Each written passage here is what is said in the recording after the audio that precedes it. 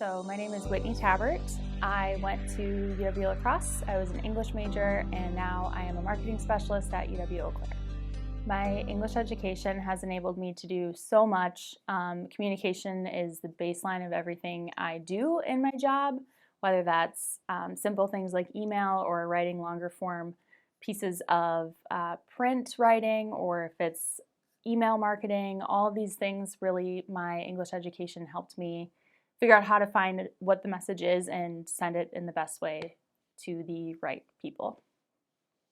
The English program at UWL has opened up a lot of opportunities for me. I took advantage of things like working in the Writing Center, doing undergraduate research, getting to know my professors. So all of those things and those people that helped me along the way led me to jobs or maybe served as references for me. And of course, the skills that I learned in the classes, the composition classes, the communications classes as well, all helped me succeed really in finding my jobs now. The English program really helped me with adaptability just because you're always trying to write for a different audience, you're reading different genres, you are learning about English and writing in all different kinds of forms. So when you get into the professional world, you can work in different industries.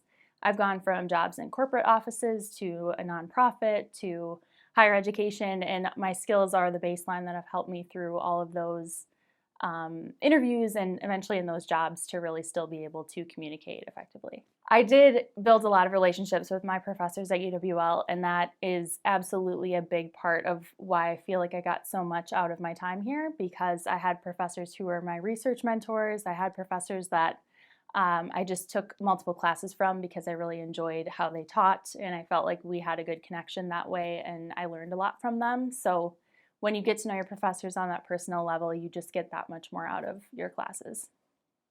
Critical thinking has definitely been applied in my professional life, and I took courses like critical theory, where you're analyzing a piece of text in 10 different ways, and that surprisingly or unsurprisingly comes into play in work all the time in crafting a message and trying to figure out how it's going to come across. When it comes to marketing and communications, there's a lot of critical thinking that goes into that, and being able to build a message that's dynamic and works in multiple channels. I have had a lot of opportunities to work in different industries, to work on projects that are really short form or long form, or just getting to work with multiple people. So I think having a really firm idea on my own of what brainstorming looks like, how I come up with ideas, but then bringing that to the table with other people, it's really kind of advanced my creative process, but I do feel like I had a good baseline of that on my own, and it's been great to build on it through work. I think the English major helped me develop autonomy. A lot of being a rhetoric and writing major is writing, and so I would often be writing alone, even if I was in a coffee shop. I'm kind of in my own little world and I'm writing. So being able to kind of depend on myself to get those projects done and to follow through my own process, I do feel like I've really built up what I need to do well on my own.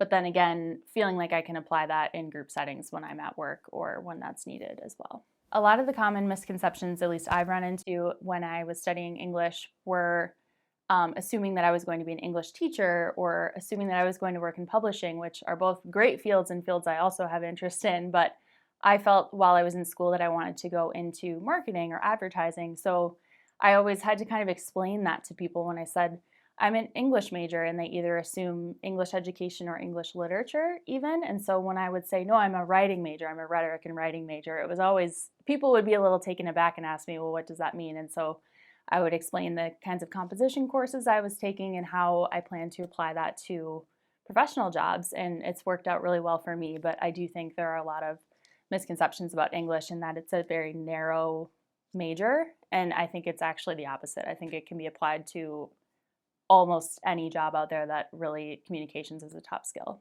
So some of my favorite experiences while I was an English major here, I had some great classes that are still memorable to me. So I took classes like critical theory, which is very hard to explain in a short interview like this, so I won't even try, but it uses a ton of genre and different lenses and looking at texts in different ways that just really kind of blew my mind, honestly.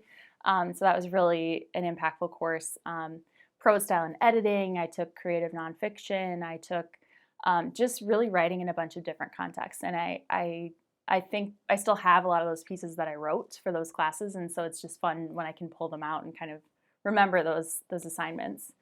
I was also a writing consultant in the Writing Center, and while it wasn't directly tied to my major, it was a very separate job, and actually a lot of Writing Center consultants aren't English majors, but I was one of the English majors who was also a consultant, and I learned so much from that job. I got to work with a ton of different students and help them kind of build on their writing skills and improve their essays, and just through that, it also helped me grow. So I really, really valued that experience a lot.